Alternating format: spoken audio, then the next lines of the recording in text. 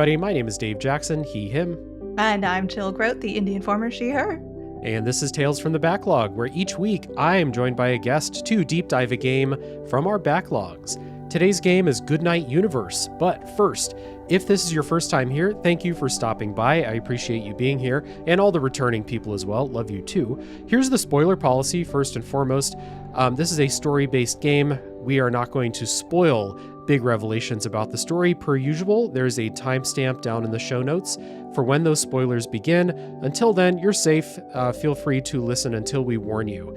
And if you like the show, please consider supporting it however you can, whether that is monetarily on Patreon, telling a friend, leaving reviews, likes, and comments on YouTube. It's all super helpful and much appreciated. So, as you heard at the top of the show, Jill is back on the show. If you don't know her, she's the editor-in-chief of the Indie Informer. She's a member of the Indie Council podcast and founder of the Gilbert the Goat fan club. Jill, welcome back. I'm going to break the fourth wall here a little bit and talk directly to the audience. That there is a lovely doc that gets sent out before this, and right next to that, I saw he was going to do that to me, so I put "damn you" in little parentheses. Damn you, Gilbert. Jill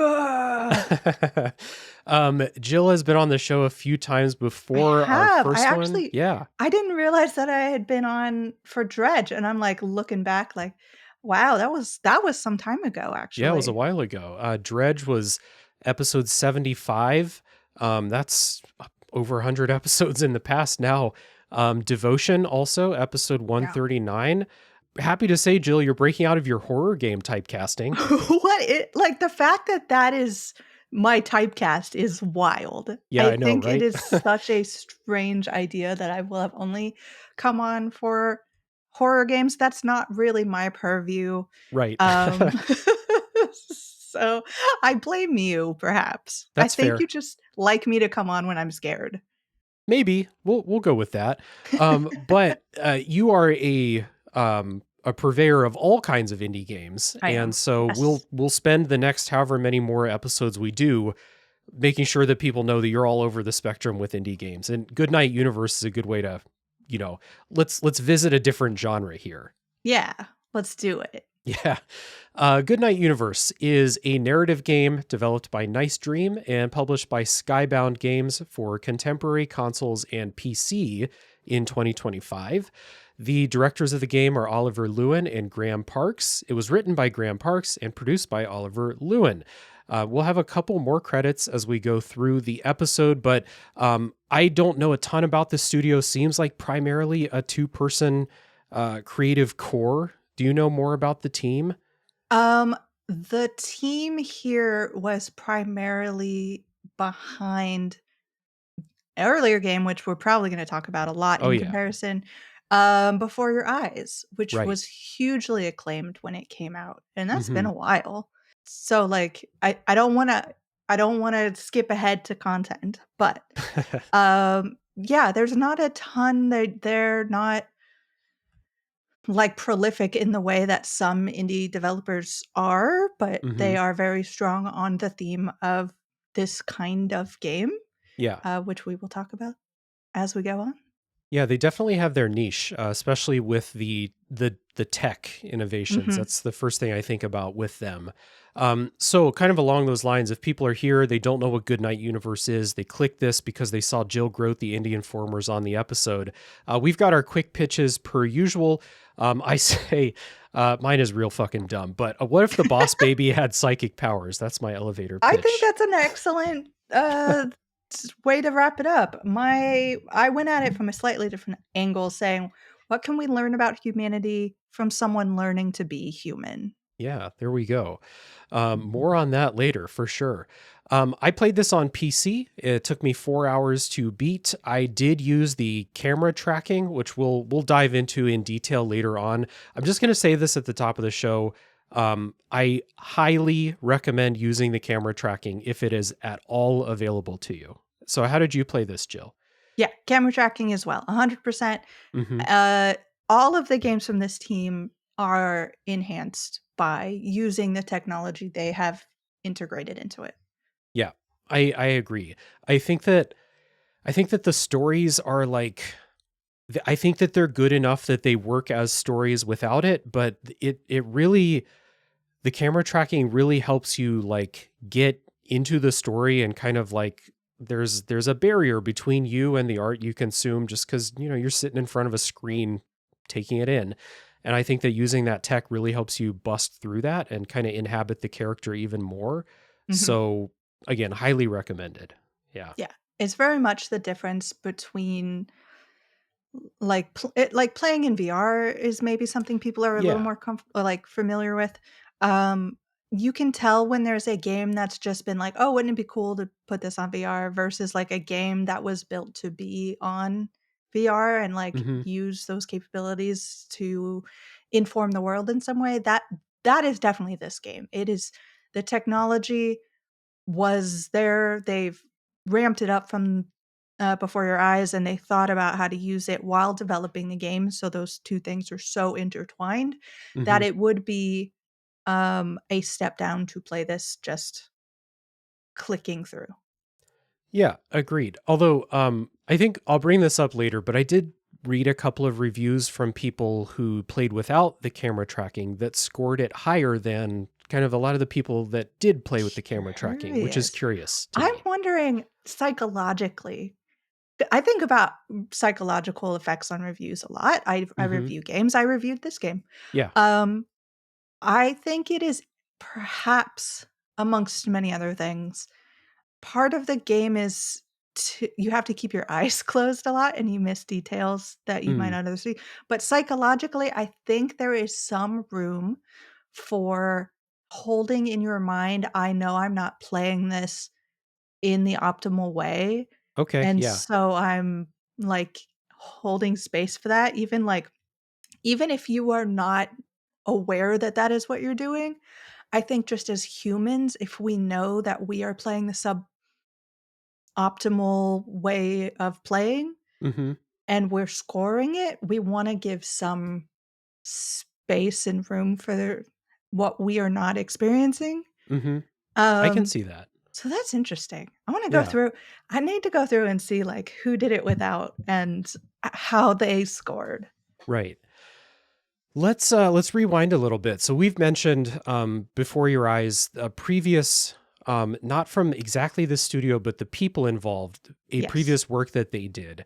Both of us obviously played Before Your Eyes, and I love that game. I think it's like a truly one of a kind, great video game Yes. experience. In my eyes, easily one of the best games ever made, and one of the most creative things ever made.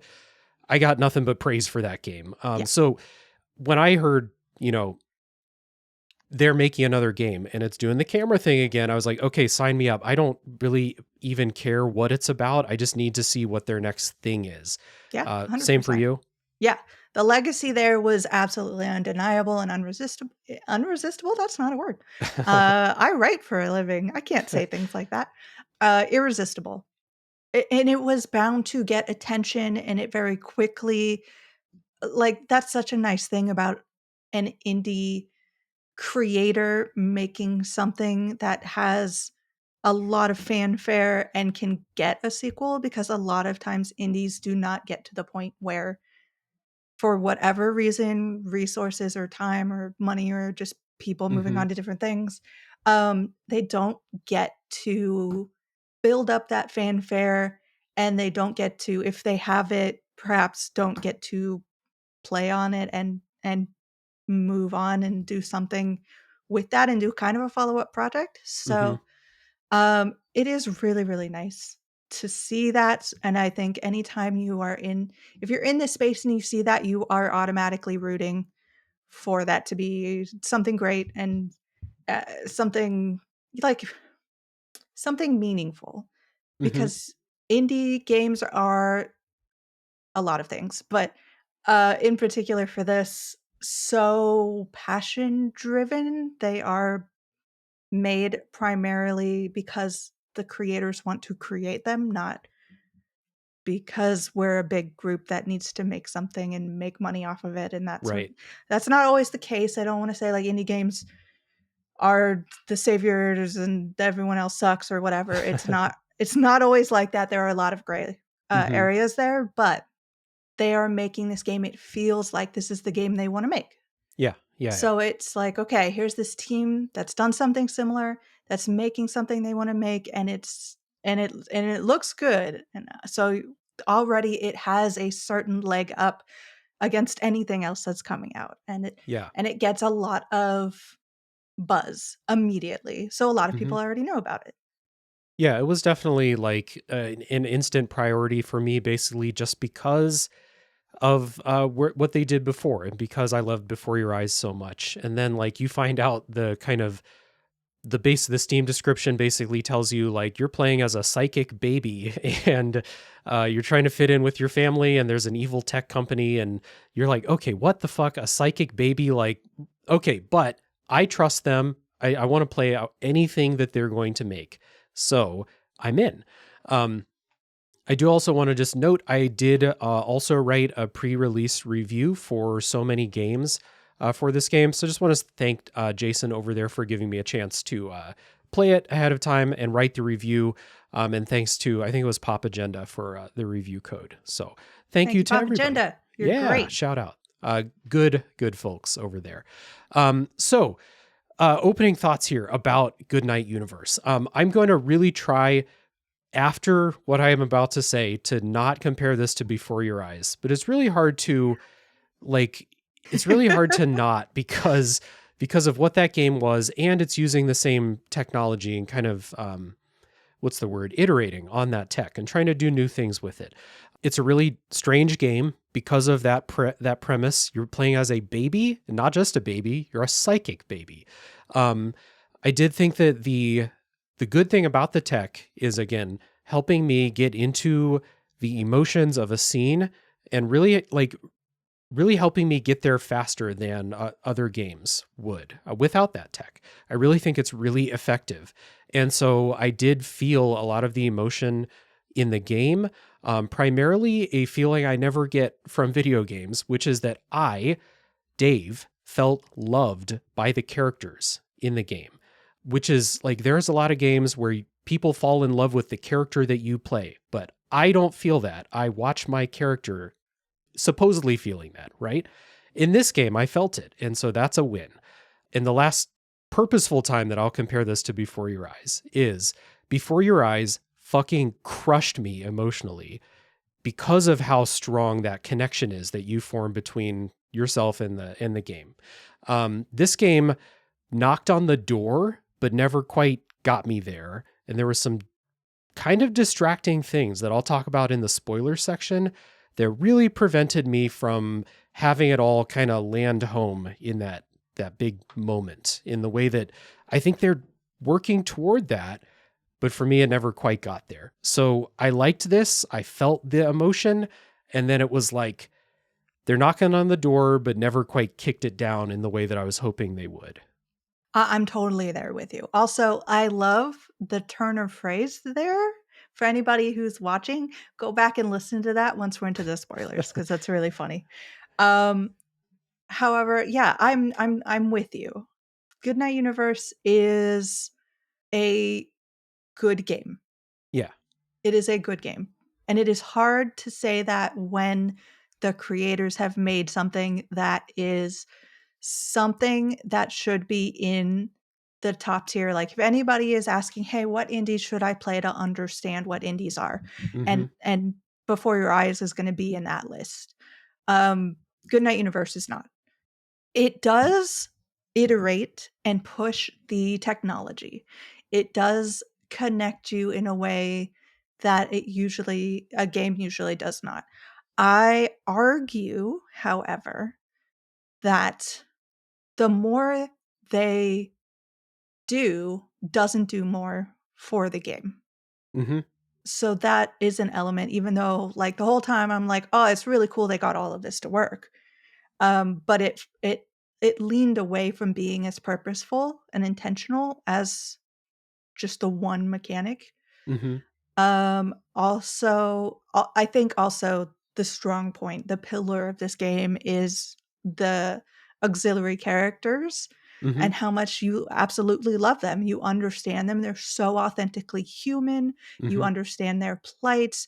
You're kind of like, even in their mundane, it is so human what problems they are facing.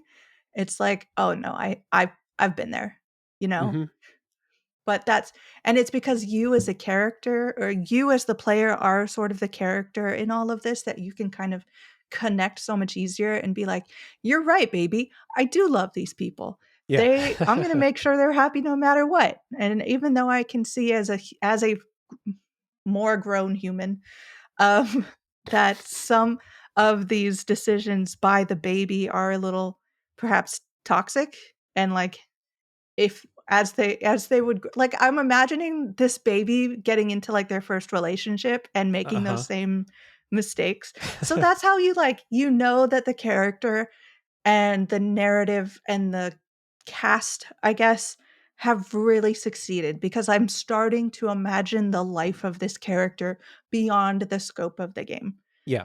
So yeah, I think during those moments I'm so in. I'm like, okay, I love this.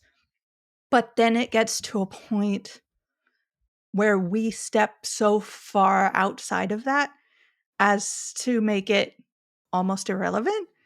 And I'm like, okay, now I don't know if I am as connected anymore as I was. Yeah. It could be a situation where, like, I think that camera tracking is so good at more fully immersing you in a scene, in characters' lives and things like that, that because you're more immersed, it's maybe a little bit more fragile than it would be in just a regular game with a regular level of immersion in a story and characters. Yeah. Might be. So, lots to dig into. So, let's take our first music break. We'll come back, we'll kind of reset. We'll set up the story of Goodnight Universe.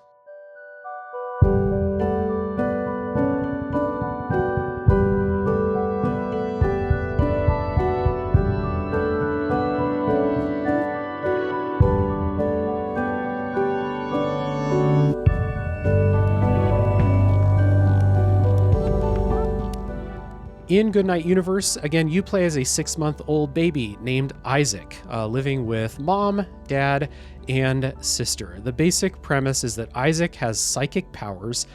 He's able to manipulate objects. He can beam thoughts into people's heads.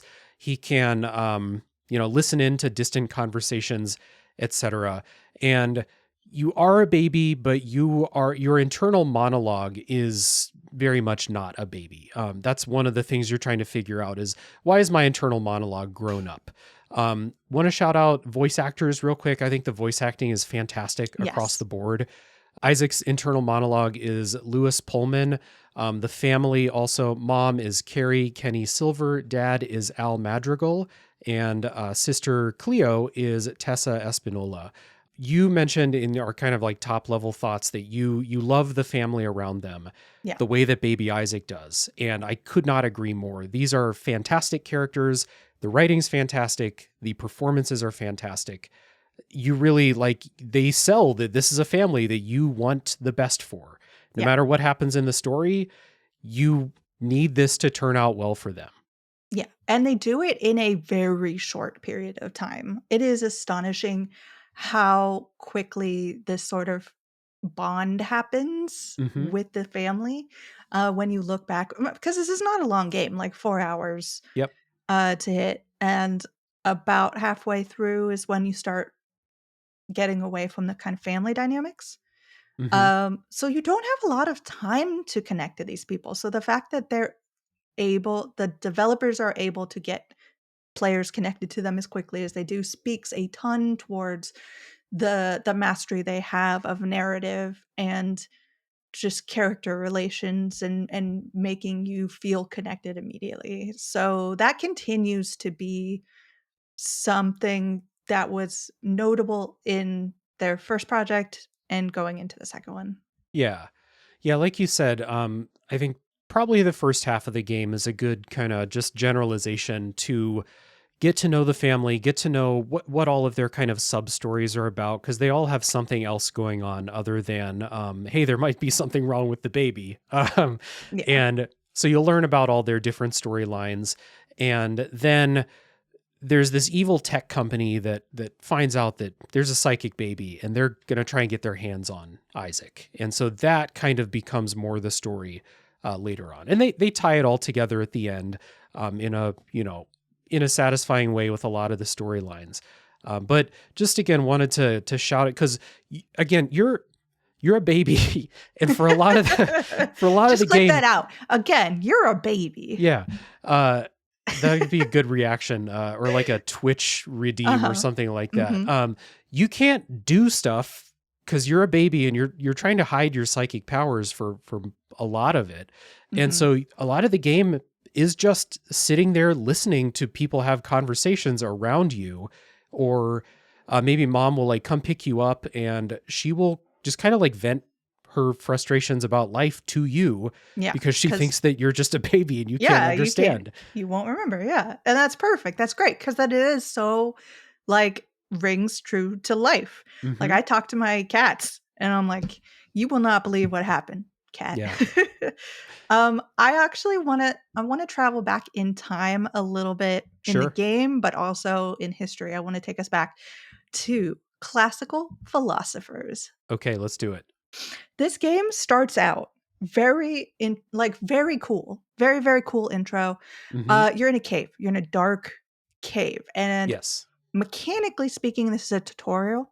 Yeah. To kind of get your eyesight focused and figuring out how everything works. I also could not help being a classical student, seeing a metaphor here, which to the allegory of the cave by Plato. Okay. So I want to go off on a tangent on this, and I want to kind of read it. So Plato's allegory of the cave, I'm reading this off of Wikipedia. So is an allegory presented by the Greek philosopher Plato in his work Republic. To compare the effect of education and the lack of it in our nature. It's written as a dialogue between Plato, Socrates, blah, blah, blah. In the allegory, Plato describes people who've spent their entire lives chained by the necks and ankles in front of an inner wall with a view of the empty outer wall of the cave. They observe shadows projected onto the outer wall by objects carried behind the inner wall by people who are invisible to the chained prisoners, and who walk along the inner wall with a fire behind them, creating shadows on the inner wall in front of the prisoners. The sign bearers pronounce the name of the objects, the sounds of which are reflected near the shadows and are understood by the prisoners as if they were coming from the shadows themselves. Only the shadows and sounds are the prisoners' reality. They're not accurate representations of the real world. The shadows represent distorted and blurred copies of reality we can perceive through our senses, while the objects under the sun represent the true forms of the objects. And blah, blah, blah. So there's a lot. Like, I'm glad I get to use this knowledge every once in a while. Yeah. So there's a lot of really cool symbolism here with being new to the world, having perceptions be something that you are basing your reality around, having the knowledge that you know nothing, that you are in a dark cave and you're going to try to find things out reasonably and rationally if you can. And just how much the developers are thinking very early on with this kind of setup. I 100% believe that you could not set this in a dark cave and not think about that allegory. So I 100% believe that the developers are setting up these sorts of impressions and thoughts from the beginning of the game, despite this being just, quote unquote, just like the tutorial level. There is a lot of philosophical talk in that beginning scene to begin with. So you are starting with philosophy. You are starting with open your mind to the realities of the world. Open your mind to the fact that you are perceiving, and that is a lot of what the technology is about. Your like literally you as a player's perception matters in this game. And there are a lot of connections back and forth that are being made in this very, very short period of time. Again, we talked about how good these developers are at making these things happen so quickly. And I think you can break down a lot of these moment to moment things to see how they're doing it. I think this is a particularly interesting moment for me to see, okay, this is how we're developing a kind of spiritualism. We're developing a kind of uh, philosophy. We're developing a kind of narrative that is thoughtful and beyond what's the objective, do the objective. Mm-hmm. So that's where that's the start. That's our Yeah. foundation for this Mm-hmm. game, and I absolutely love it. Yeah, it does throw you that right at the beginning. I wasn't familiar with that before your explanation, so I That's what I'm appreciate here you. for. That's Yeah, what I'm here for. yeah, absolutely. So it does make sense though if you are kind of priming you on those different levels, like using your perception as the player, like you said, but also the fact that, like, I think if you're playing this game, you already know that you're playing as a baby, and babies are just taking in everything around them without, full context for what everything is. And Isaac starts the game out very much like figuring out what a baby is first and foremost, the internal monologue, and then coming to terms with, like, okay, so I'm a baby. That's what a baby is. These people at the dinner table here, I love them. Not quite sure why, but I love them. Mhm. So everyone's getting filled in kind of that same way, I think. And then I guess if you are familiar with that too, kind of priming you for some of the deeper story things that we'll talk about in spoilers a little bit without kind of bashing you over the head with it at the beginning, we'll Yeah. say. Let's talk about that early dinners. It's not really a dinner scene, eating scene, meal scene. Yeah. Everybody's around the table. This is sort of when you get is this a spoiler? Should I No, we know it's this. like first 10 minutes of the This is the game. first It's 10 like minutes of the game. you get the cave scene, you get that scene on the porch with Grandpa, Grandpa, who which gives you is some very very strange, very yeah. cryptic lines, We very won't understand mysterious. that until Nope. much later we can get into, And and then you then have your dinner table scene with the yeah. family, just talking. Yeah, and this is where you get Isaac's rundown of what's happening in and how things must be happening because of the way he sees things and the way people see him. Hmm. So he recognizes, 1, that he loves these people. That is true and unshakable in his mind. He does not know why. Number 2, he cannot communicate with these people. Right. He There's has no concept of how to communicate with them. yeah, fun. So the way it usually works, it would be dialogue choices in a different game, but since you're a baby, it's just what is Isaac thinking? And they'll put word clouds up and you point your mouse at it and it will be like, what does Isaac want to tell them? And so you mouse over, I love you, and he'll just like pound on the table because he's a Mhm. baby. That's what he's Yeah. got as far as communication And goes. he gets more and more frustrated, as one would who could not communicate with the people around them in any Right. meaningful way, which makes him more and more baby-like, which Hmm. frustrates him more and more. And it's like, okay, I feel that. I've like had definite situations where I'm trying to get a concept across and nobody around me understands anything I'm saying, but Hmm. so we all feel that and we can like it's hard to think, do I have a lot in common with a 6-month-old baby? Um, but this again, very well done that you feel, yeah, I have felt like I haven't been communicating or people aren't listening or we're not on the same wavelength. Yeah. So I get that. And so from that understanding, he then comes to the conclusion, okay, I can't communicate with these people and therefore it is weird that I think I can. Like, there is some disconnect between my thought ability, my thoughtfulness, and Hmm. my ability to communicate, and that is reinforced by the way that his family communicates with him because he's like, "I'm not dumb. I can understand what you're saying. I Yeah, don't I think get he why actually you're." says, like, I'm probably smarter than you even, you know? Yeah. It's like, "You don't have to treat me like I'm dumb." But then it's like, he figures out very quickly that he must be wrong in some way. Something must be off here because the people that he loves, Mm-hmm. he is trying very hard to communicate and can't, and they don't expect him to be able to communicate. So he Right. has to take it out on trust and their perception of how the world should be, that babies shouldn't be thinking like this, and therefore he is strange in some way. Yeah, and he resolves basically at the end of that scene.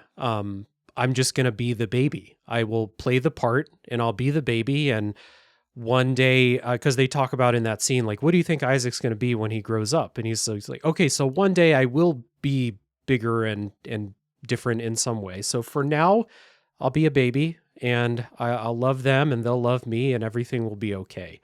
And one of the big mysteries of the game that you kind of work toward is, why does Isaac have this internal monologue like this? He's obviously not a normal baby, unless he is, unless all babies are thinking this all the time. Dun, Right. dun, dun. I don't know. But yeah, let's get into that camera tracking thing. Cause I think that is a good, that's the way that they have you inhabit Isaac and be Yes. the baby in here. So if you're playing on PC, self-explanatory, uses your webcam. I need to know if this works on like other cameras. Like, can you use the Piranha Plant camera on Switch 2? Because this game is Ooh, on that would Switch be 2. interesting. Yeah. Someone let us know. Please let me know. I'm dying to know. But you calibrate your camera. It will track whether your eyes are open or closed. It will track your head movements side to side. And then it will track whether you are smiling or frowning. And I mean like big smile, big frown in order to get it to recognize what you're doing. And same thing I said in the Before Your Eyes episode, is episode 22, by the way, so a very long time ago.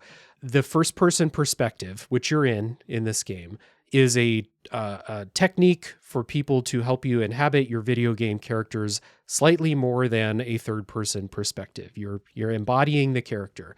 And this forming a physical connection between your body and the character's actions really takes it further. It's not simple, I'm sure, to implement, but it is a simple trick. When you're doing it, I am right in it. And I think the camera tracking has been improved over Before Your Eyes. It's more accurate now.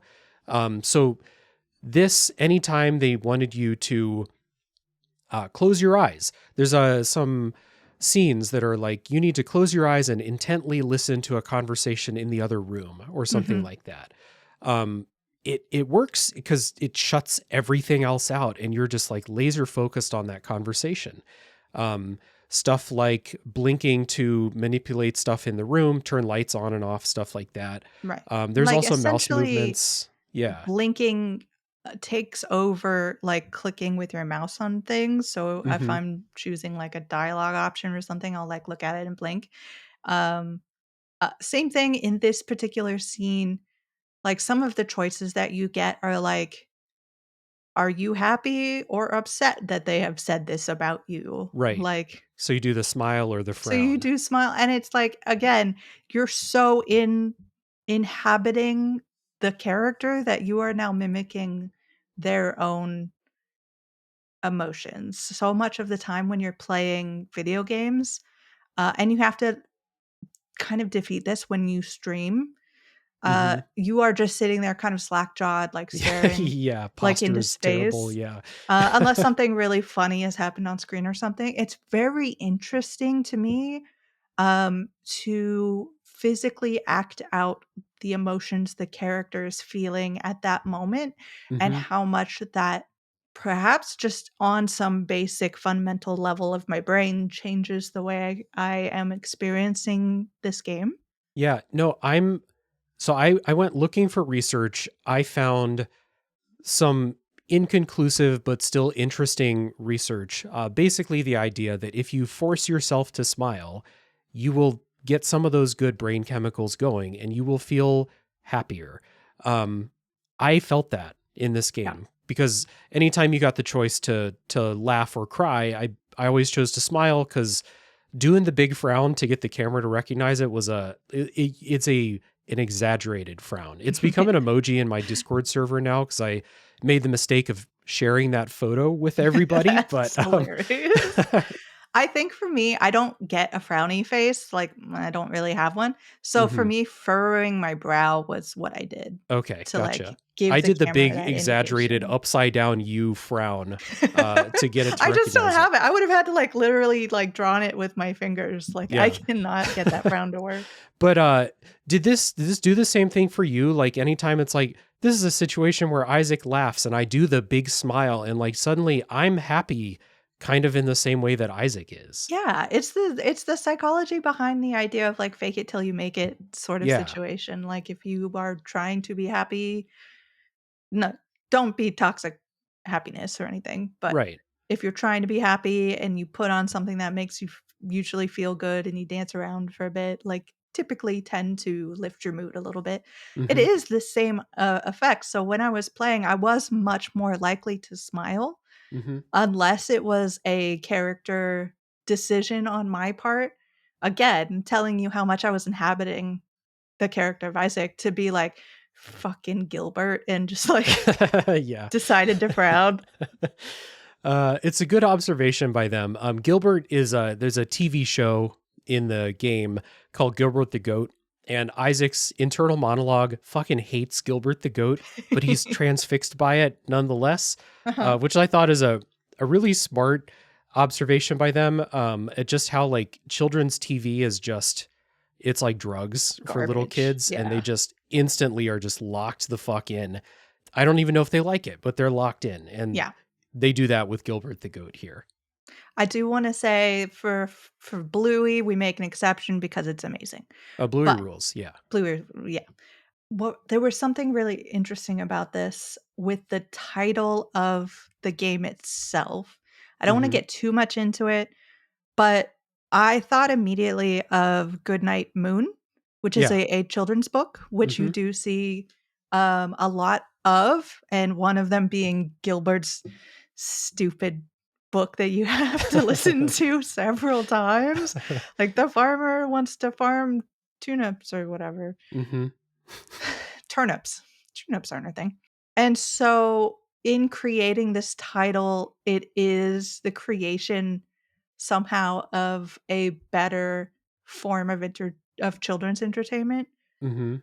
And we'll talk a little bit about what that means later, but I thought that was a really interesting connection to call it this and have such a close um, tie to children's books, well known sort of, and we did this, and this person jumped over the moon, and that's Mhm. sort of like it's nonsense and not really thoughtful. And if you were a fully engaged human being forced to listen to this, you Yes. would not be perhaps excited. Exactly, yeah. Which is why the internal monologue is like, "I hate that I can't look away from Gilbert right now. I'm stuck."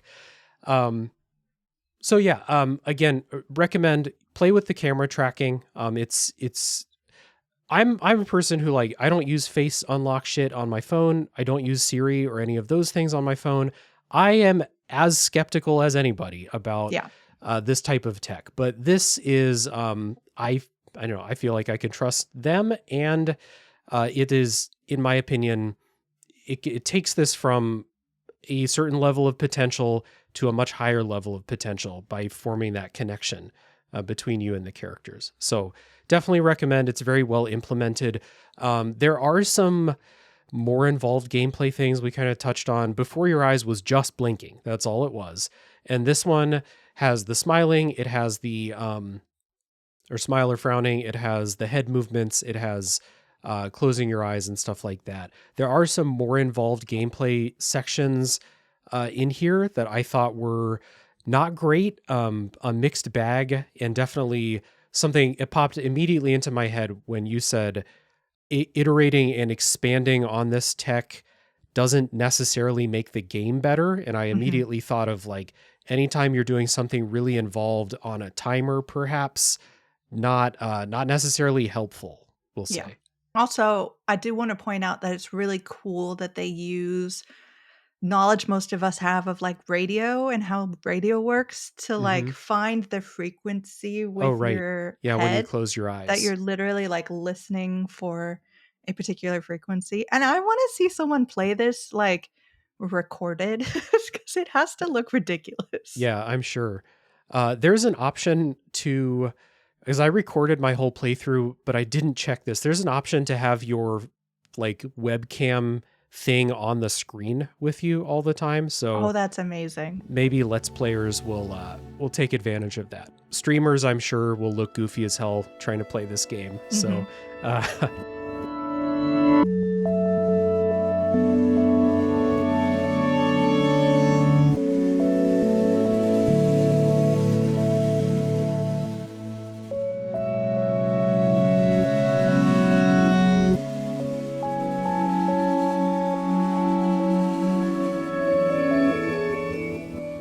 So I think we've kind of set up like the big wins of the game, which are the camera tracking tech is awesome for doing its job most of the time.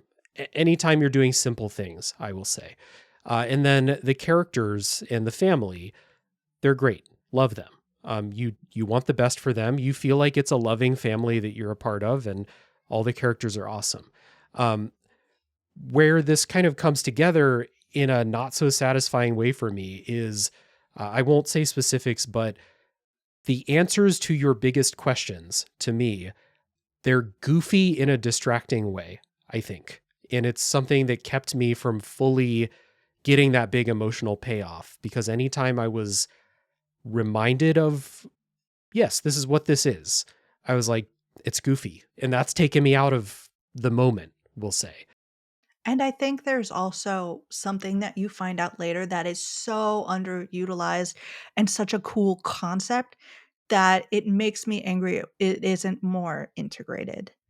We'll loop back to So, that. yeah, I'm very I'm not sure interested. what you mean, but I'm I'm curious.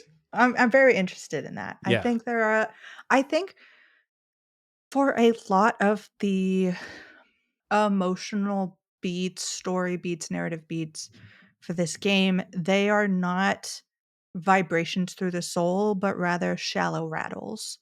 I think there are some cool things that they touch on, Mm-hmm. and then they just kind of, well, you understand, and continue moving on. So Yeah. you don't get a really deep 3D view of something. The story doesn't go much farther below the surface than you see. You're playing a baby, you are psychic, Mm-hmm. and things progress from there. Part of it too is I feel like I've experienced this story many times before in different versions of this same Right. story. Which they actually touch upon because they do go back to the well of talking about a lot Yeah, of very like, distracting for me. Could have done without yeah, that. because like I think the head of the tech company, that's like his favorite movie or whatever. So it's Right. just talking a lot about media and how it shapes us as people, and we look for things in the future for to relive that as in our lives. Mm-hmm. But it is just a kind of like, look, it's like this. And that's really kind of the extent of the feeling I get from it. Yeah. It's one of those things where that maybe contributes to the fact that I feel like I've experienced this story before.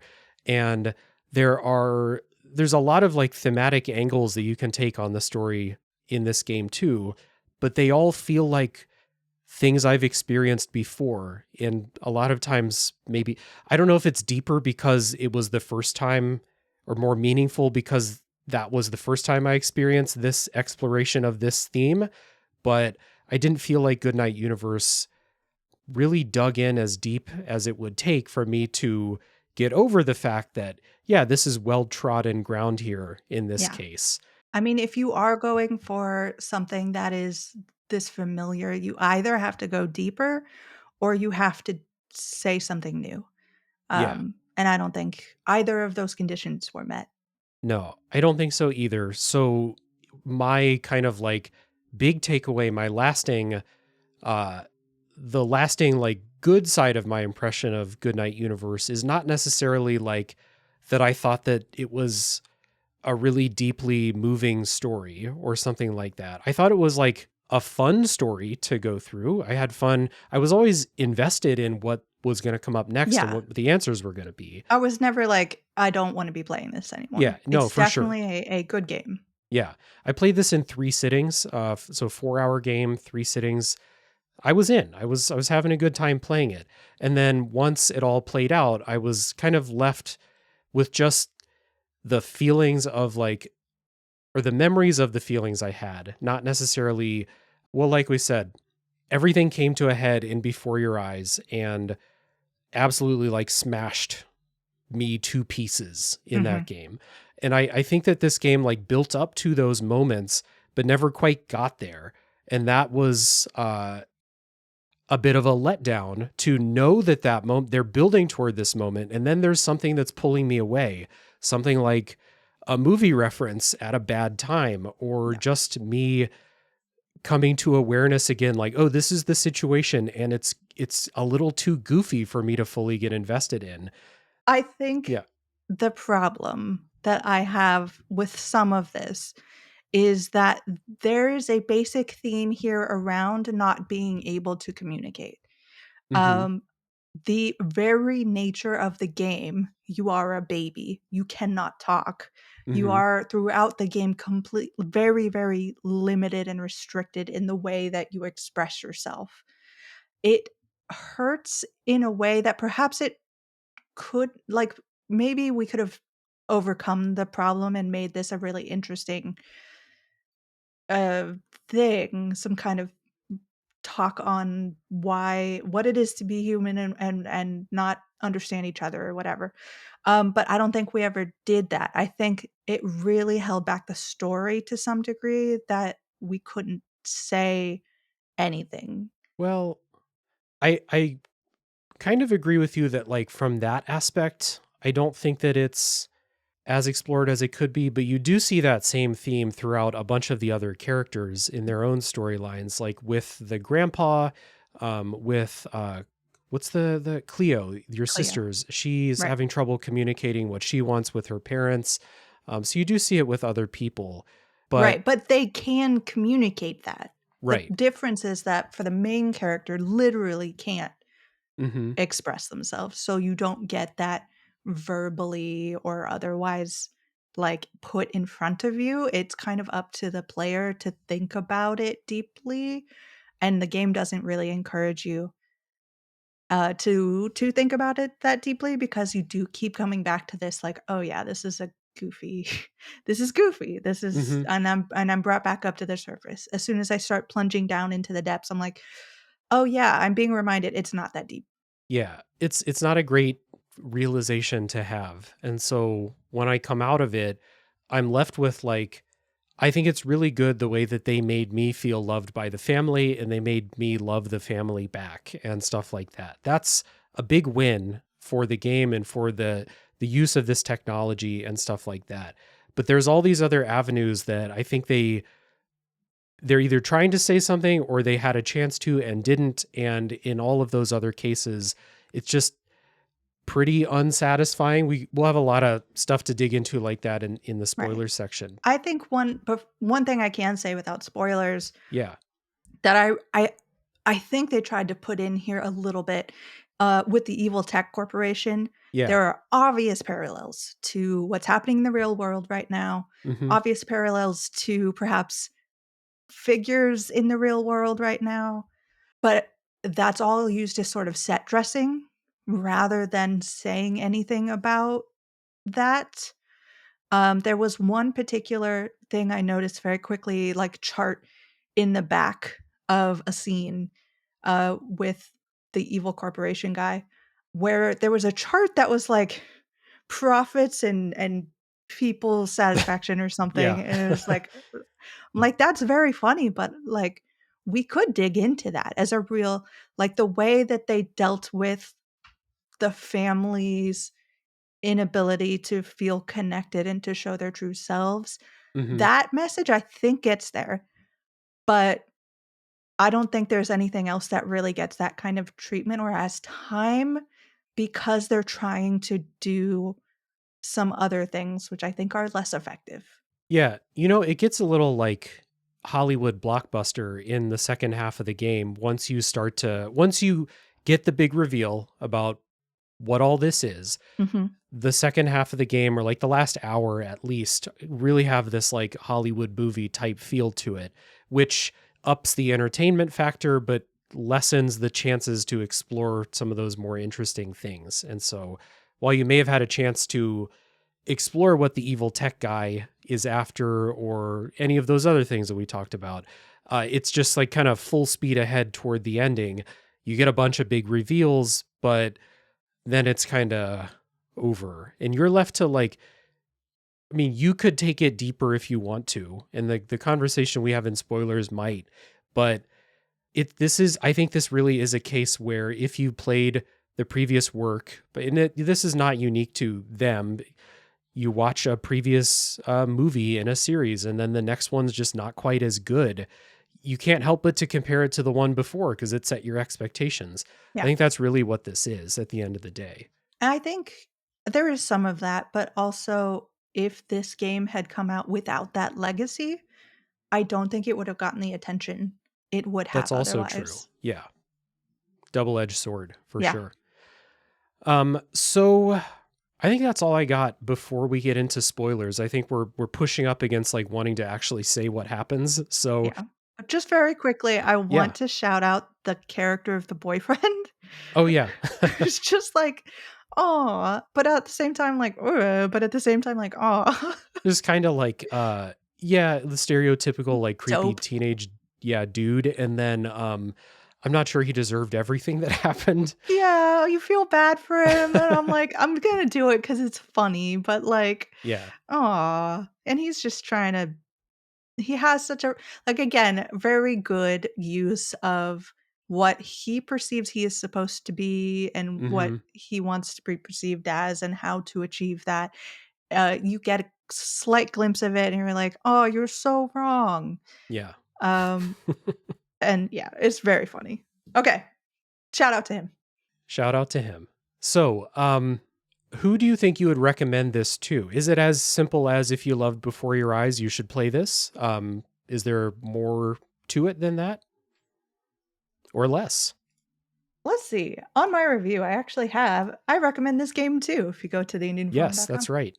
I have recommended it to fans of unconventional control systems, Mhm. anyone with 3 or 4 hours to fill, narrative adventure fans, and anyone struggling to share their inner self with the world. Yeah.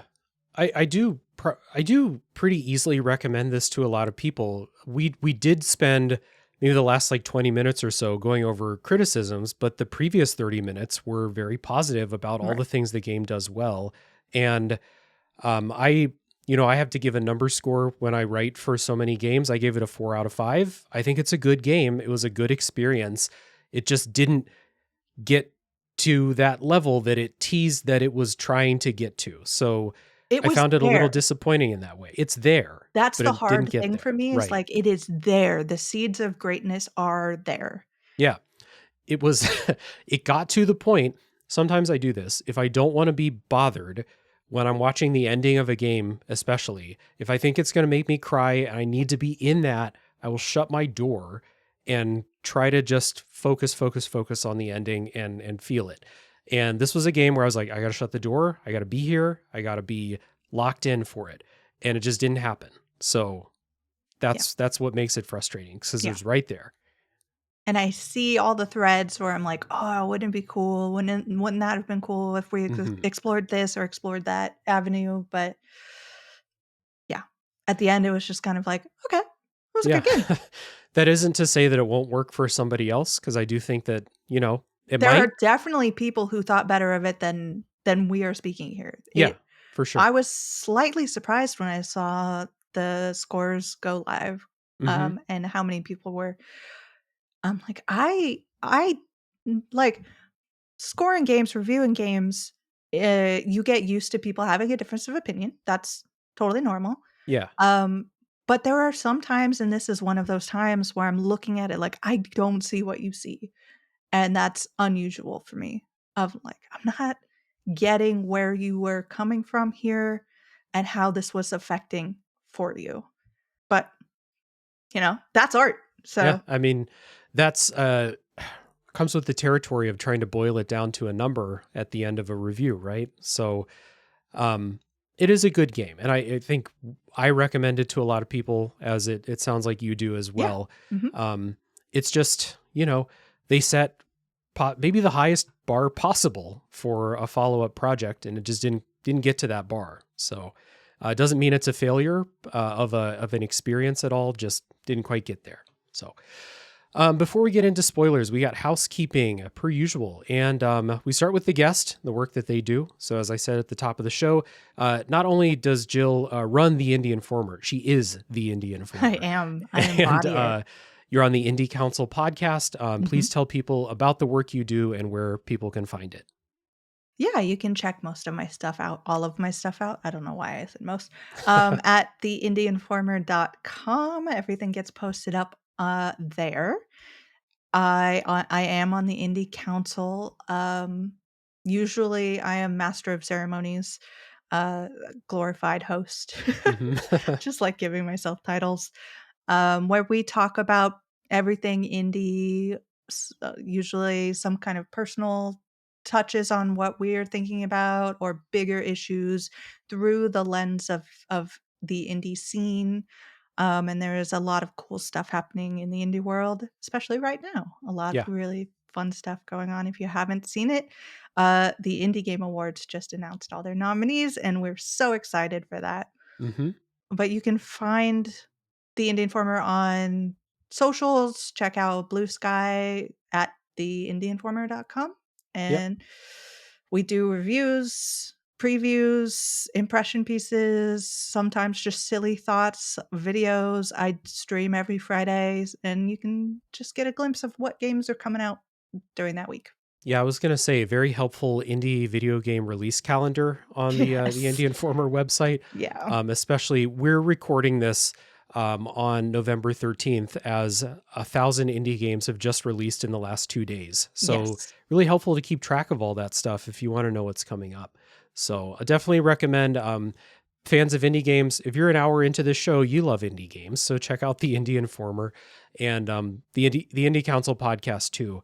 There are a lot of gaming podcasts that I love, but there's not a lot of gaming podcasts where I will I really care what you say about industry things. Like, I would not listen to myself talk about industry things because I don't know what I'm talking about, but you all do.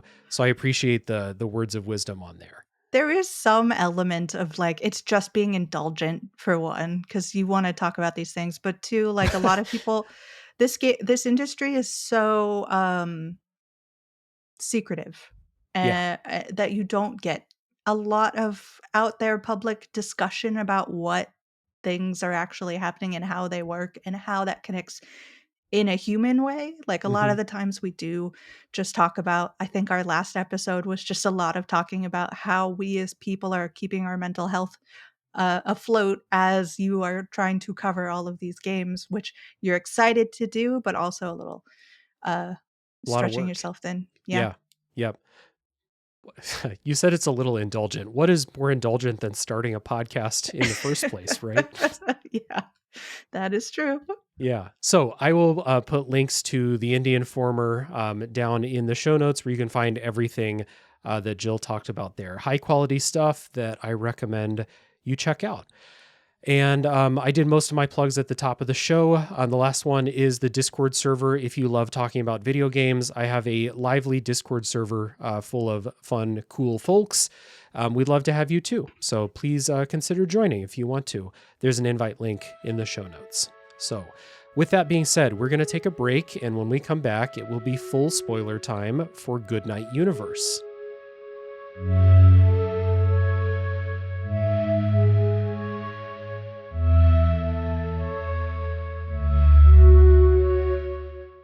All right, before we get to full spoiler time for Goodnight Universe, I would like to say thank you to the patrons who help support the show. A big hearty thank you goes out to Chris Nelson, Zulgeek, Chris Copleen, Eric Guess, Rick Firestone, Nick Vicori, Soccer, Cupcake, Kyle, Christian S., Matt aka Stormageddon, JD, Doug Leaf, Jason Emery, Brian Skirsha, Jenny E., Marcus O'Neill, Stefan, Drellish, Rigamort, Silk Canet, Levi, John E., Aliasi, Joseph Hooper, Aaron, Squill, Alan Kress, Doug T., Retro Overdrive, One of Many Tots, Magic Crow, Pieboy, Offshore Meteor, Curly Bright, Ian L., Steve Yeager, Trash Dog Actual, Matthew Maloney, Delaney and Jack McBride, Oliver Barrett, and many more. Thank you all for your support. It really means a lot to me, and it's a big help in a lot of different ways. So thank you. And if anyone out there listening would like to join them, you can do so at patreon.com/realdavejackson. Now, with that being said, let's get back to full spoiler time for Goodnight Universe.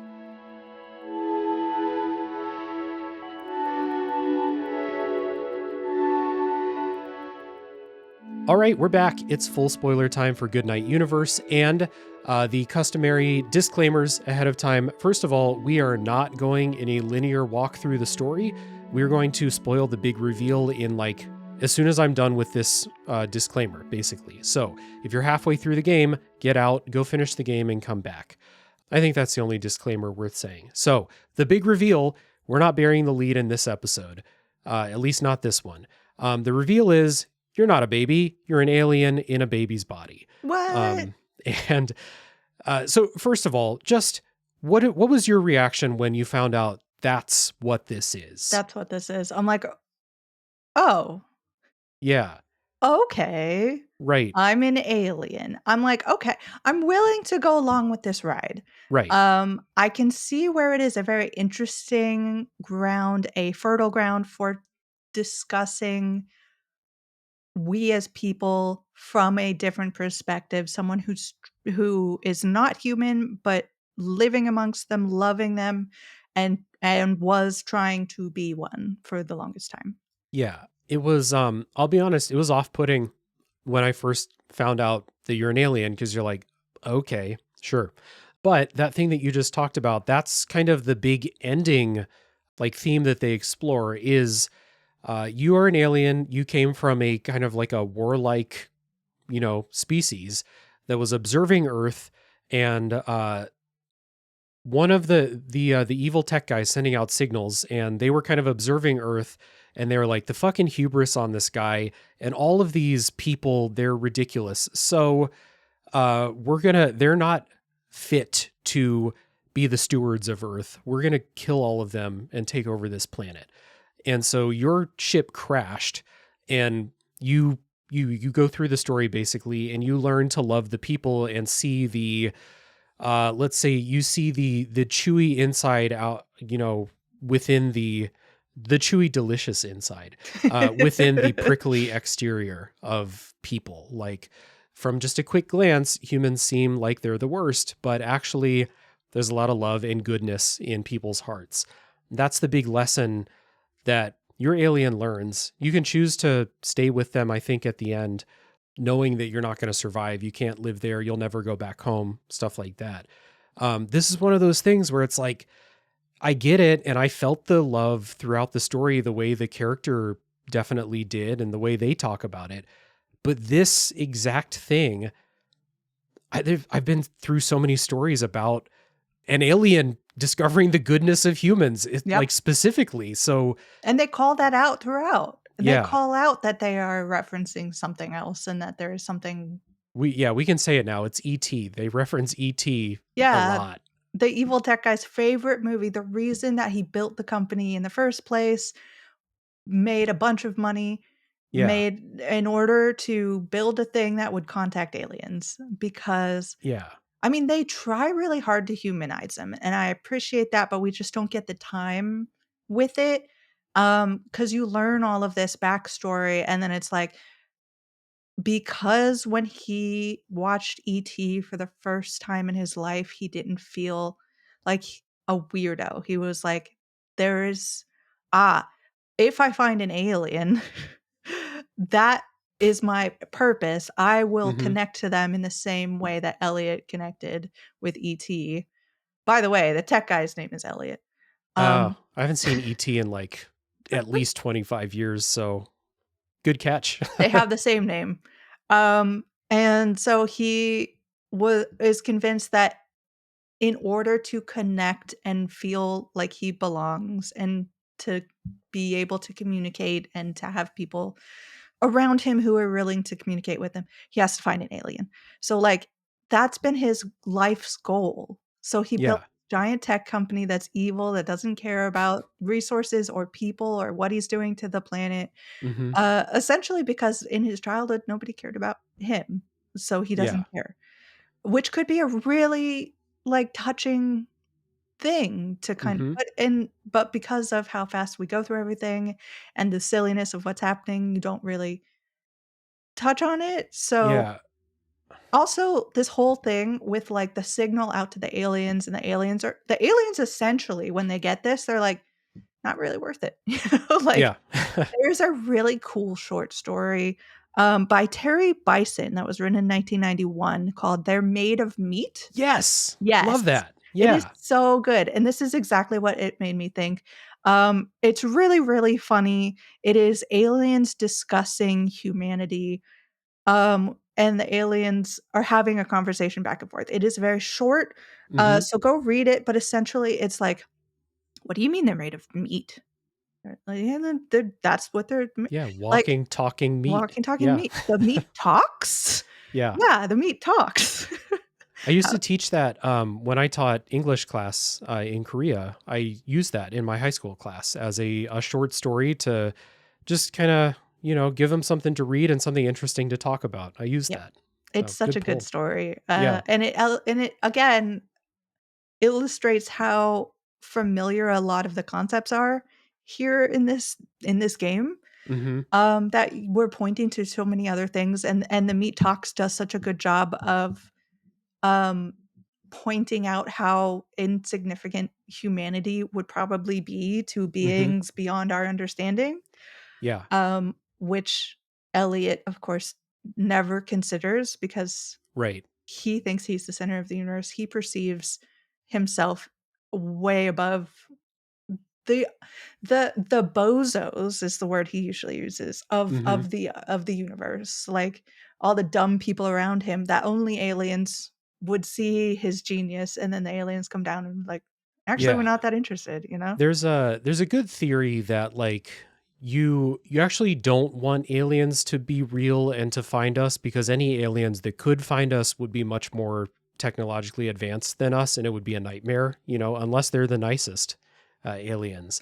I mean, yeah, just looking from past experience, one disconnected culture discovering or stumbling over another disconnected culture has not always been the best for one of them, Right, you know? exactly. Yeah. And there's again, if there are aliens that are advanced enough to find us, we're not going to win if there's a disagreement there. So, yeah.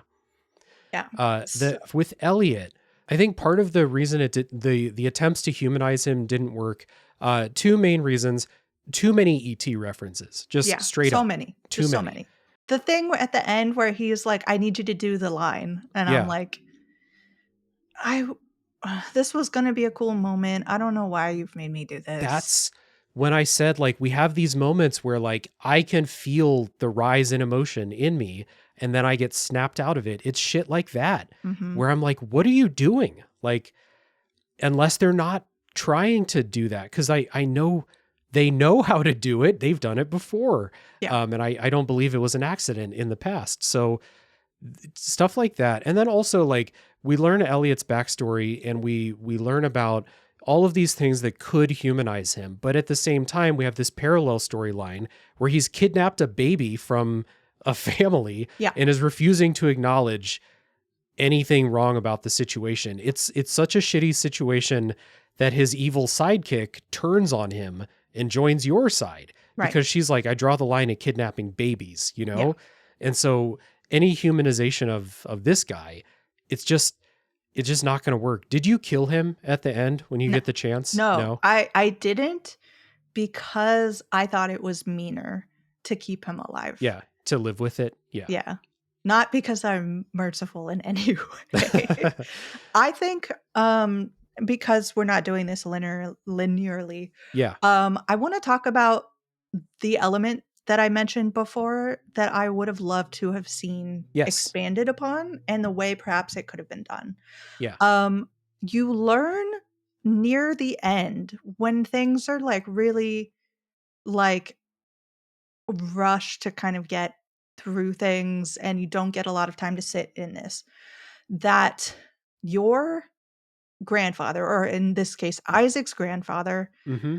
was going out. He was not a great father to our mother. Nope. He was going out and doing his thing, being selfish. When he encounters this alien, and I forget exactly why, but the alien needs, in order to survive, to inhabit and possess the body of a human. Yeah. And it just happens to be like, it's not Elliot, who would have loved that. It happens to be Isaac's grandfather, who is like out there living the transitory life, Mm-hmm. drug, sex, rock and roll, sort of not caring that he has a family that he has abandoned, um, sort of thing. And then Isaac's grandfather uh, either has that moment or gets dementia. Right. So the alien, the process of, again, this is so silly that it's hard to kind of take it seriously, but I think we could have. Um, in this process, the alien knew it was going to lose its memory and it was going to rely on the grandfather to get him to a place he needed to go to get back home. Right. But because the grandfather has dementia, he also forgets. He goes in and out. So the last moment of lucidity that he has, he transfers it into his grandson Yeah. so that the grandson can eventually save him. Mm-hmm. And he Um, dies like right after that. he dies like right after and not explaining anything he to anyone. Well, it's all Um, it's in his journal, which is unintelligible to anybody but him. Or yeah, maybe not even him. Maybe he can't even read it anymore. right. And so we have this whole storyline where Cleo, the coding genius, figures out how to decipher this journal. And it's like that's kind of the Hollywood aspect of this, is this race between Elliot, the evil tech guy, and Cleo to decode this journal and figure out the secret, Yeah. right? I think it would have been a lot more impactful if that had been the thrust of the second half, of like discovering that and digging into that story, Yeah. because it would have connected more closely to the family we already cared about, the mom. It would have like connected more with like, okay, why is this guy so horrendous that he just dropped, it's like left his family behind with no Mm-hmm. say. Um, I think what happens for people who don't remember, want to be refreshed, is that you get kidnapped as this baby, and then you show up in a training facility and you have to show your powers off, and you get treated like an experiment and blah, blah, blah. Mm-hmm. I think what would have been a lot more interesting is when you get kidnapped, you then get this story and you play through this part of the story and you actually like play through it. It's not just like a cutscene that you're watching. Mm-hmm. And then that is how you regain your memory and discover that you want to defeat the evil bad guy and blah blah blah. Yeah. Instead of this like weird, let's fight. Like, a fight is kind of the word. It's not a combative game, it's not a game about combat, but they do kind of throw it in there where it's like, I'm Mm-hmm. trying to, like, use my mind powers now to, like, throw things across the room and to set things on fire and Mm-hmm. to, like, get past security There's the bots security and bot sections horrible. could have been cut for sure. A I 100%. honestly like I think that, not to Monday morning quarterback too much, but this is the most interesting part of the game, and I don't think we really needed the tech guy storyline at all.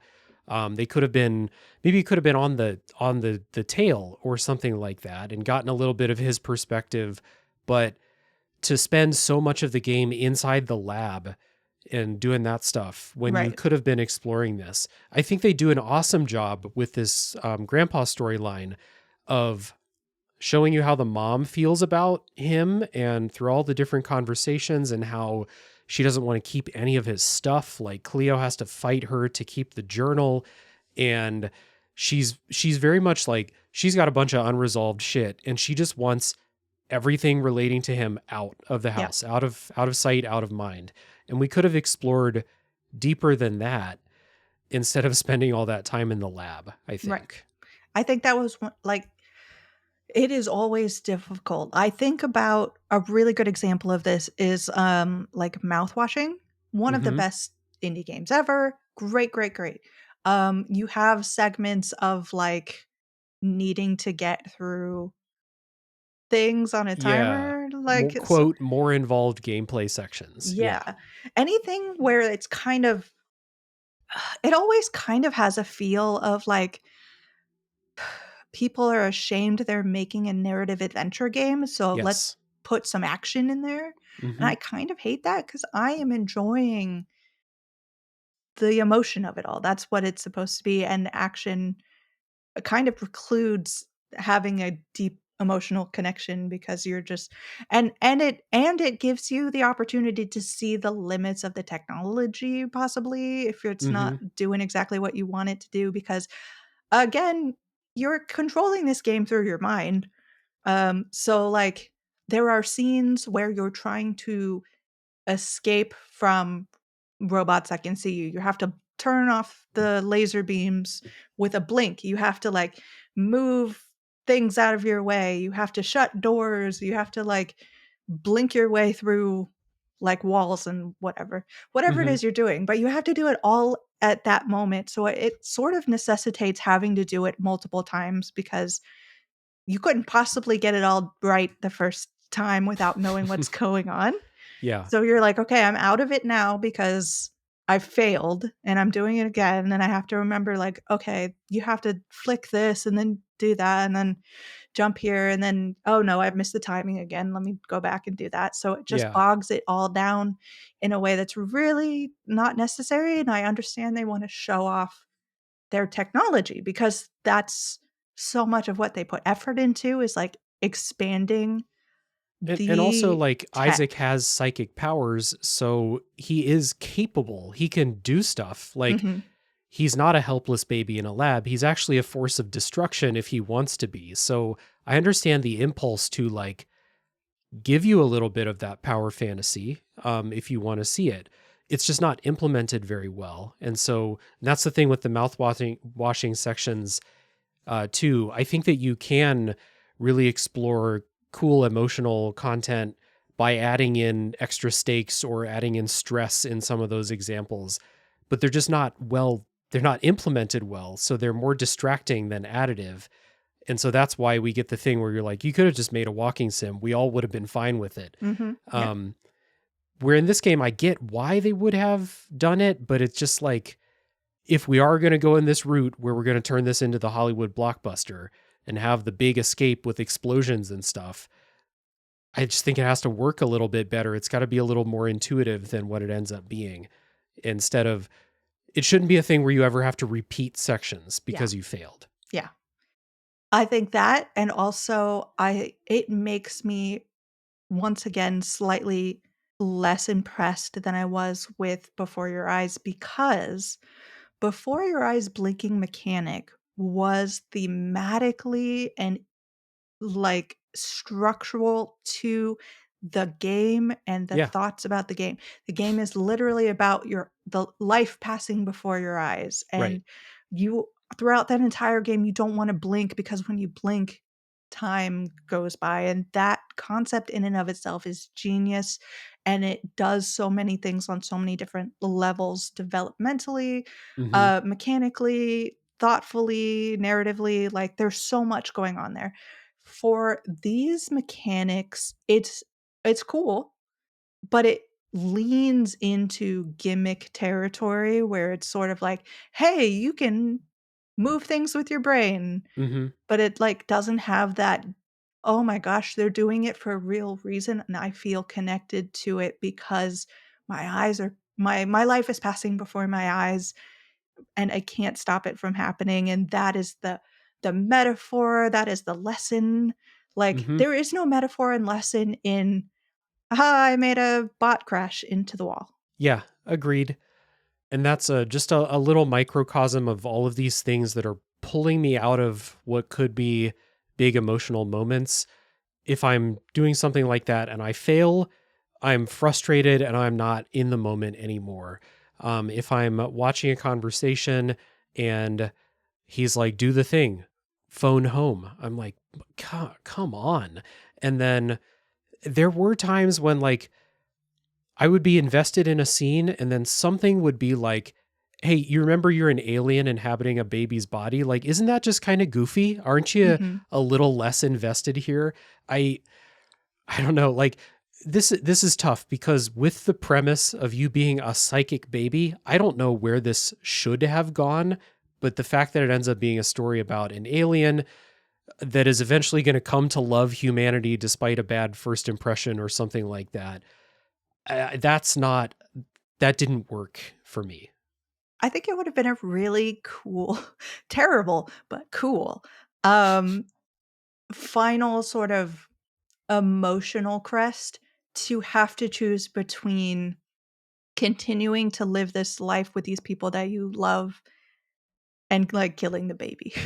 Oh no. Like like like, because you learn later in the game that the baby is still there. Yeah, You're you're just kind just of yeah. possessing him, so you exist in the same physical vessel.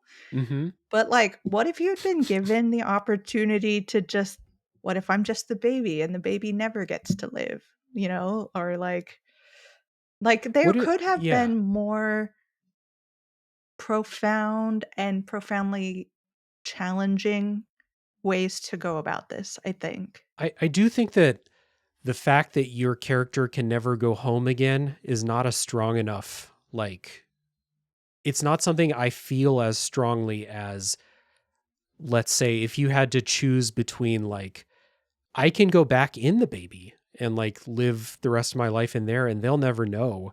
And I get to stay with the family, or I don't know, something else. Or I'm trying to avoid the situation where you have to choose to kill the baby or not, but that would have been a I think choice. I think metaphorically kill the baby because it's Yeah. like when you're in the baby itself never gets to exist in the way that a human being does. Mhm. So, like, maybe not kill the baby, but, like, Yeah. essentially choosing this is the form of living that I am going to take away from the other sentient creature that inhabits this body, and you'll never experience life because I'm experiencing your life. Like, I think Yeah. that would have been a cool dichotomy to choose from. Mhm. They do like part of the drama that I think is pretty effective in the game is when the family starts to find out that you have these powers and like Cleo's all about it. She wants to learn more about it. But the mom is freaked out. The dad is just trying to keep everyone cool. And it comes to a head, like it gets worse and worse basically, and comes to a head when you return to your own body and you're like, my family. You go back to the house and you're like, my family, my people, I love you. And they're like about to, I think like someone grabs a knife or something and they're like, get The the father fuck has, out of like, a my bat. house. A Like, baseball bat. Yeah. I'm gonna signs you, you know? Yeah. That's I'm glad they didn't go to that well, in a more obvious way, I guess. Yeah. Um, that was really effective because you're like, no, you're my You're my family. family. What are I'm we being talking about? rejected by the people I love. Like Yeah. that sucks. Anytime we're there with the family, I feel like it works so well. Yeah. It's that I think it is that Hollywood turn, that blockbuster turn, just takes us more into entertainment and less into emotional connection and stuff like that. Um, so yeah, like it's tough because I felt these things along the way, and there was good scenes followed by distracting scenes followed by good scenes, basically all the way down. Like the moment when you're in the factory and you use your powers to return Isaac because you're back in your alien body. You return Isaac back to the family, and the mom is like, "Don't touch him!" Yeah. Like, and you're like, "I Don't come swear, I'm anywhere trying to help." nearer. I Yeah, will, like, whatever. I'll freak out. yeah, that's a great scene. I felt it in that scene, and then basically, as soon as you return the baby, they have this reunion. mom finally has her baby back as she knows Isaac, like the real baby. And you're like, okay, what's going to happen? Are they going to accept me now? And then Elliot comes in with another ET reference or like some weird monologue or something. And Right. you're like, man, I'm Like, he taken comes out in of and it. he's like, "Oh, that's the alien. Yeah. Okay." Like, And it reminds you, "Okay, you're the alien." Like, right. That's "Okay, what's cool." snapping back into, oh, yeah, I'm an alien. This is goofy. Yeah. And even his, like, perhaps death scene, depending on what you picked, Mm-hmm. I do kind of want to see what happens if you choose to kill him. Like, if you how choose do to you kill do him. that? I don't know. Yeah. Smoosh. You Should have take over checked. his body and live the rest of your life, but Could do it that. yeah, just the fact that he takes all the wind out of the sails by, "You could at least do me this one First of all, I just wanted to punch him, which is Yeah. like, okay, maybe that's good character development, but, to be like, "Just do the line," and I was like, "Fine, do the line, it's Yeah. fine." But then sandwiched, scooting back to the end of, like, the alien is happy and accepted, everybody is living their best life, and he's like, "You know what? I'm gonna create a better kind of media, for this baby so that he doesn't have to deal with goddamn Gilbert. Gilbert the Yeah. goat." Yeah. And so the whole game is in itself a story, the story of the alien Right. inhabiting and blah blah blah, which is cool, and I do like that concept. And I again, we discussed this a little bit with like the Goodnight Universe Mm-hmm. And being Goodnight a Moon. hint to that. And I always enjoy when a developer kind of self-inserts, because it's like, I'm creating this, I'm the alien, I'm making a better media for people out there. And that's all cool. And I really like that. It's not the first time it's been done, but it is, I think, an effective way to end this game. Mm-hmm.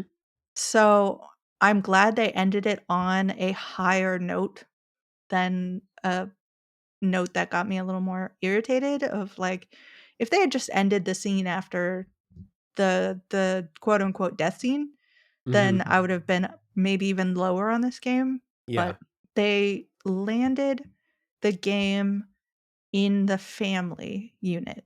Yeah. Oh, that was very smart and effective for me, because anytime you are in the family and that is what you're talking about, because I mean, we haven't even talked about some of the things that go on with the family that make you love them. Like the Right. dad's story is so relatable in a big way. Like Mm-hmm. he was this very smart, bright student off to go and save the world. And then he had to switch over and become basically what he thinks is beneath him, being a teacher. That doesn't make a lot of money. It's hard to make ends meet. He Yeah. has to like provide for his family. So he doesn't get this chance to go off and do the big talk. And he's putting that pressure on his daughter who's Yep. going off to college and says like, I will live vicariously through you, but he doesn't realize that. Mm-hmm. And he's putting that kind of pressure on her because that's what he wanted to do in his life. And he's just sitting there when he talks to Isaac, and he's sitting there being like, everything is so hard. I could have been living this great life. I could have been rich like this horrible Elliot person. Mm-hmm. That could have been me. I think he specifically says, if I were rich, all of my sweaters would be cashmere. I was like, oh, I love that line. That's Uh-huh. so good. That's such a good example of show, don't tell, of just like, if I could, all of my sweaters would be cashmere. And you kind of understand what that means of like, my life is not the quality I want it to be. Mm-hmm. It's just like, oh, I feel it. And I see why you're making the terrible decisions that you're making and pressuring your daughter into doing how you're pressuring her. Yeah. And like, I can't stop it because that's so human and I get where you're coming from. But at the same time, like, that's so bad. Don't do that. Yeah. The tragedy of not only having potential, but knowing you had potential and you had to make a conscious choice to not follow that potential. Mhm. Um, and not to say that his, their life seems like pretty good as a Yeah. family. They're doing okay, and they all love each other. But in the back of your head, that's always there. So, and then him putting that on Cleo, and she's afraid to tell him that this is like, it's not that she doesn't want to follow that path, but she needs a little bit of time to figure it out. Right. Like she's obviously interested, she's obviously gifted, but she's basically afraid to ask for a gap year, which is what she ends up doing at the end, after everything. So Right. she wants to play in a band and just kind of like have a good time, right? Right, which of course threads beautifully into the mother's fear of life and the things that have hurt her because her father, musician, went off Mm-hmm. and left her family behind. So she's like, no daughter of mine is going to be like that, Yeah. sort of idea. So you have these two opposing reasons why the daughter is getting this message of like, you need to go to MIT and do this, and that's going to be your life. And Mm-hmm. so she's rebelling because she's a teenager and you rebel at that age. And so Yeah. you're like, I totally get the pressure you're under. She's the one who first discovers that you're not what you appear to be. We haven't Yeah. quite figured out what that is yet. And I really love the questions that are going back and forth at that moment because at that moment you don't know what you are, and she's kind of like, well, okay, if you're not like a normal human baby, what the heck are you? And you're trying Yeah. to communicate and like spell things out in cereal and Mm-hmm. stuff. It's a good Um, scene.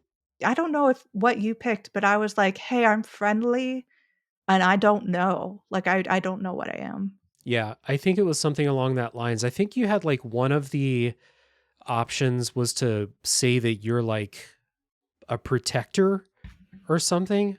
Because you had a couple of scenes earlier, especially the one with the boyfriend in the house where you're like, I'm going to get this fucking creep out of the house. I'm going to scare him so bad. And you're like trying to express to Cleo, like, hey, I got your back. Like the baby's on your side. Mhm. Um, I think that was kind of what I picked in that scene. Um, but yeah, it just the way, and it all kind of goes to shit after that. She tries to do that thing in the garage that starts the fire, and then Right. And again, everyone's like, yeah. it is so bound up with what you as humans, you make these faulty decisions based on emotion and, like, wanting the best and having the Mm-hmm. best intentions. So, like, Isaac, the alien, has heard his mother talking about how difficult things were for his birth, and she's just so happy that he's just a healthy, normal baby, and he's like, "I'm Mm-hmm. always gonna be normal just for you, mom, Yep. to make sure I never put you through anything else." And it's like, it's so heartfelt and it's so true to life because you can see yourself making that kind of, like, vow to yourself that's, like, overall toxic and that you is inflexible in a way that you will break. Yep. Isaac Uh, does that a couple times. he He does that a he couple of times. he kind of explores his powers. Something happens that like causes pain for somebody else, and he's like, no more, I'm never doing this again. I feel terrible about what happened there. I'm just going to be a baby. And then that lasts for like one scene because like you said, it's a promise that you can't possibly keep. Right, and he feels terrible when he breaks these vows, but he wants to be himself, and all of this is so about what it means to be human, and it's so human, Hmm. and discovering, like, this is why we're reacting this way. It's because we want so much to love the people around us, to make sure that people around us feel loved and not hurt. But we do have to give space to ourselves as people to understand the kind of person we are, and that perhaps disappointing mom by not being normal, will turn out okay Hey, in the that's end. I know something about that. When I was a kid, not quote being normal and disappointing my parents and kind of just being like, man, we gotta get it together a little bit. Like I remember having those thoughts 'cause I used to get in trouble a lot when I was like in elementary school, like a Mhm. lot. And it was never anything like destructive or something. I just like couldn't just couldn't like sit still and pay attention and just be a normal kid in school. And it caused my parents a lot of stress. And so like this is something that definitely resonates with me, where you're like, why can't you just like keep it under control, Isaac? Like just Yeah. be a baby. This is literally like a universal, I can't think of any human being who's not felt that Yeah. in some capacity. Um, and then you lose that 100%, just absolutely shed it when you become the alien. And Hmm. it's like, okay, now I no longer have those deep feelings. I'm in a Yeah. lab. I'm making a goat Hmm. fly over a gate sort of Hmm. thing. So you disconnect from it for so long that it's just like, oh, I wish I was back in those moments rather than like running through a jumble of wires or whatever I'm doing. I was just going to ask you, because like I think that the stuff we've just talked about, as far as like relating to the human experience, and then eventually at the end of the game, we're going to wrap this back around to there's a lot of good in humans. Despite the exteriors and the kidnapping of babies and all the other bad things that observers can see, or other humans, of course. We all see the evil side and stuff like that. But this game is trying to say at the end that the good side is worth it and that the earth doesn't need a reset, basically. Humans are good, inherently good. And there's a lot of really good groundwork for that with all of this stuff with the family and Isaac, the alien, realizing all of this through time and kind of seeing all of this stuff. And then they loop back to this at the end, and it should work because I do think they did the work to have this be a payoff.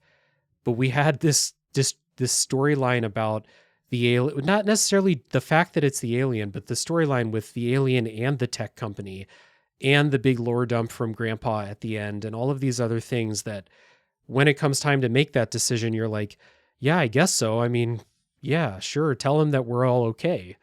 Mhm. Yeah, yeah. I think we go off on such a different journey that we become disconnected from those initial feelings, and and they kind of fade before you find your way back and go, oh yeah, this is what this was about the whole time. Hmm. And the fact that your alien is not going to survive very long, like it's implied that you're going to have a relatively short life at the end of the game. Hmm. But it's worth it to spend more time with these people, basically, to however much time you have. And I think that's a beautiful message. But again, that's another thing that was like we took a long break from doing that stuff, and now we're bringing it back at the end when it's time to all the explosions have settled and all of the movie references have stopped, and now we're back. It's tough to like snap back into that mode to be ready for all of that to fully hit. Like I do think that there's a lot of good content in the story and a Hmm. lot of great scenes and a lot of great characters and explorations of ideas. And then, yeah, we just go Hollywood for a bit. Yep. Yeah, 100%. You know, it also doesn't help that, I mean, it's a cool thing to experience, but it doesn't help the narrative and feeling connected to the narrative again. That when you come back, you are largely untrusted, and then Hmm. nothing really happens to make you trustworthy. They just kind of go, "Well, I guess since the baby is reaching out to you, it's okay." That's right. Yeah. You do have, you have the scene where you stop the evil tech guy and you lift Isaac out of the fortified crate that he or what's the word? The the Tank. bassinet, yeah, or whatever that he's in. And you give him back to the family, and mom just kind of like grab the baby and turn around like I'm still not sure about you. But yeah, the fact that Isaac reaches to you, everyone's like, oh, okay. The alien's cool now. So Mhm. please come inside, have a bedroom. Yeah. Um but I'm glad, like you said, I'm glad that we do loop around to, at the end of the fall after the action, we settle with the family again. That's what's most important anyway. Yeah. So they end on a note that works so that I can walk away saying, "This is a good game." Yeah. This game Oh, it's so hard because I've said this before, but this game was a good game, not a great game, but it could have been a great game, which is, like, one of the hardest games to play because you see everything that's there, all of the ideas, all of the concepts.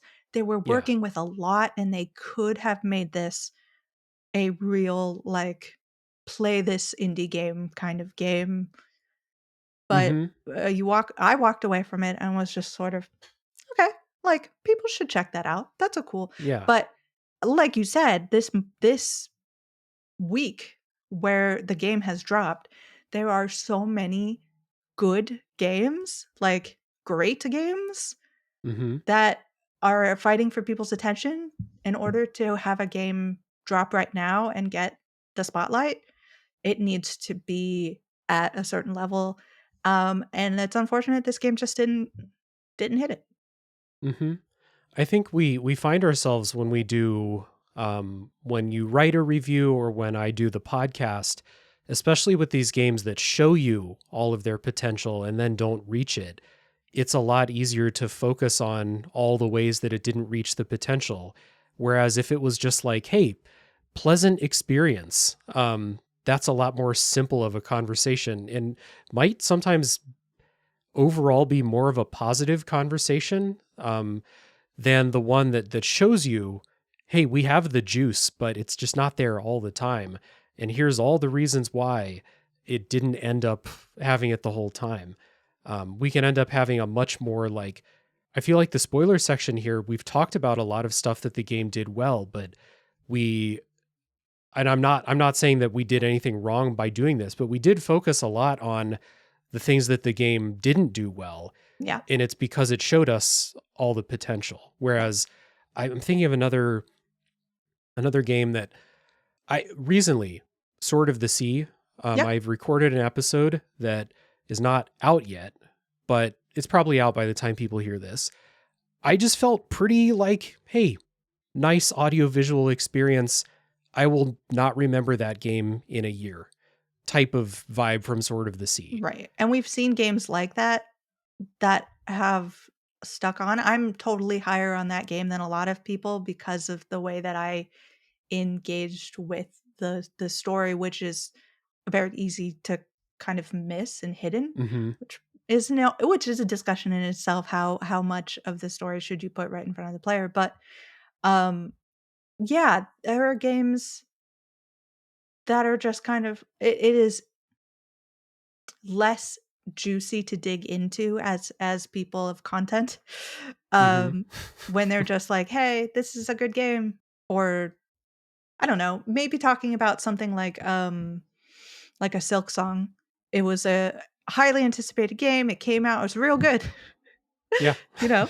And then you don't have that much more to say. I mean, you can go into spoilers and Yeah. all of that, but Just like the fact that I feel like this conversation probably skews more negative than I actually feel about Goodnight Universe. I had a good time playing it. But then when we sit and we pull it all apart, we have all of these things that they're just screaming at us to talk about all the ways this game could have been an all-timer. And it didn't end up being that. Whereas if we have something that I'm just like, yeah, it's a video game. I had a good time playing it, but I don't have a whole lot to say about it. We end up I sometimes feel like I come off a little bit more negative than I feel when the potential is right in front of me and we never get there. that's also just such a human thing of, like, focusing on that wasn't good. So you've got, like, Hmm. all A's and 1 C, and you're like, that's the thing you think about. It's like, "Oh, Hmm. I messed Yeah. that up." Like, I think that's really a reflection of how the gaming industry is built of people, and people Yeah. Yes. are subject to just like people characters in this game, they're subject to strange psychological quirks, they're Hmm. open to being fallible, they are tossed back and forth in the wind of all of the things that they are feeling and not feeling, expecting and not expecting. And this game had a lot to live up to because it was a follow-up game as well. And Hmm. so I think there is nothing inherently wrong with that approach because you can't stop being human. Yeah. You know, It's an unconscious thing. If something, again, shows you the potential and then doesn't reach the potential, that's arguably the most interesting thing about breaking it down and criticizing it, is why doesn't it reach the potential? That's more interesting to me than just being like, oh, the story was disappointing and leaving it at that. Like, that's not interesting. And that's not true, really, because I enjoyed a lot about the story.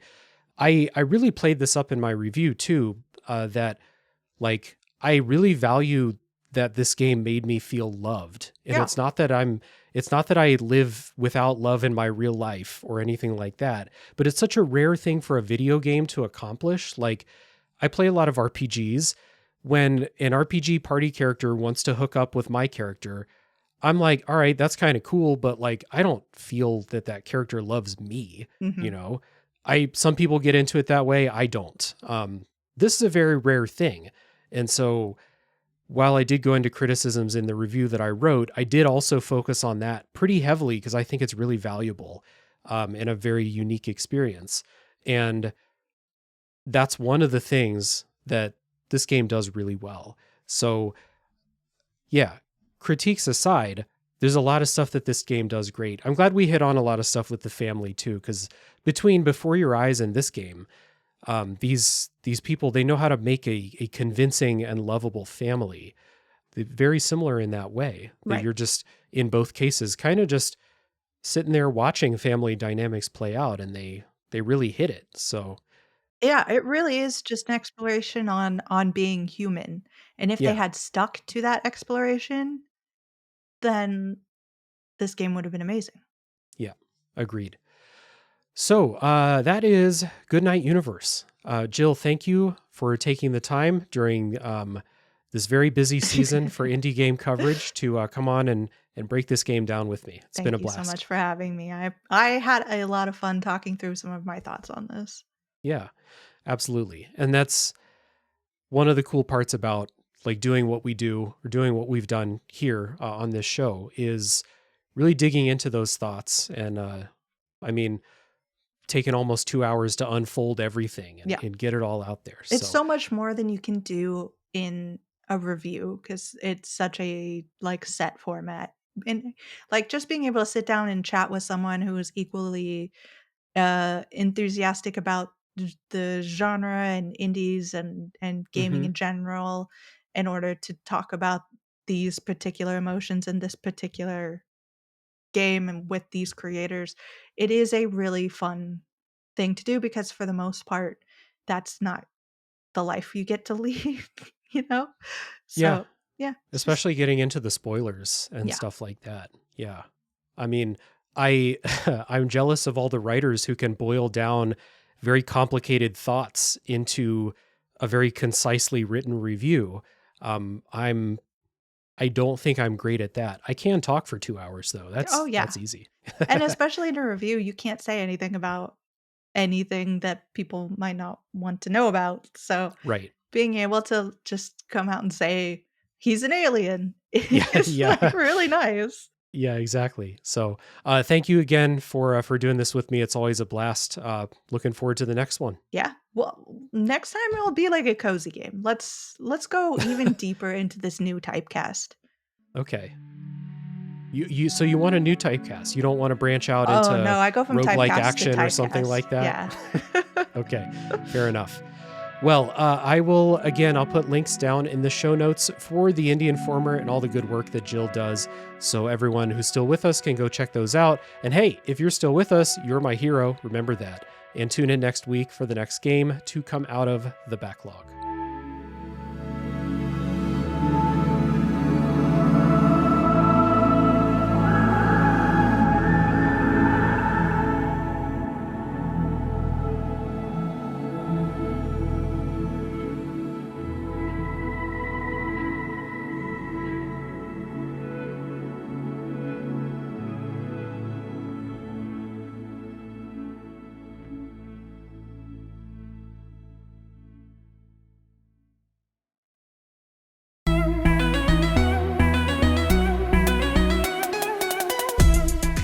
Welcome to No Small Games, the indie gaming recap and review podcast. I'm Kate, also known as Cater Blossom.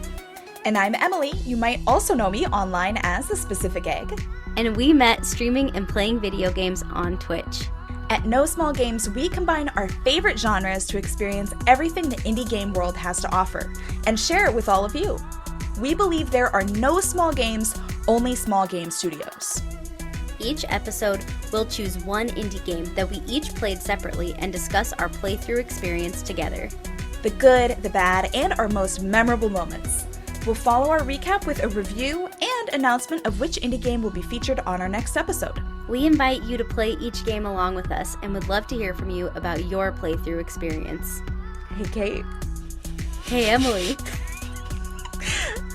I hope that No Small Games brings everyone some big fun. Do you feel like you're the only person in your circle who wants to go deep about video games regularly? We were like that too, until now.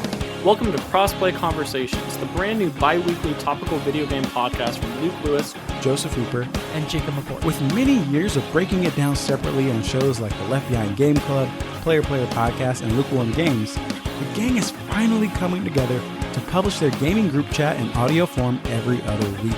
Expect roundtable reviews of the latest games, profiles of upcoming indies, and insightful conversations about essential topics in the video game industry.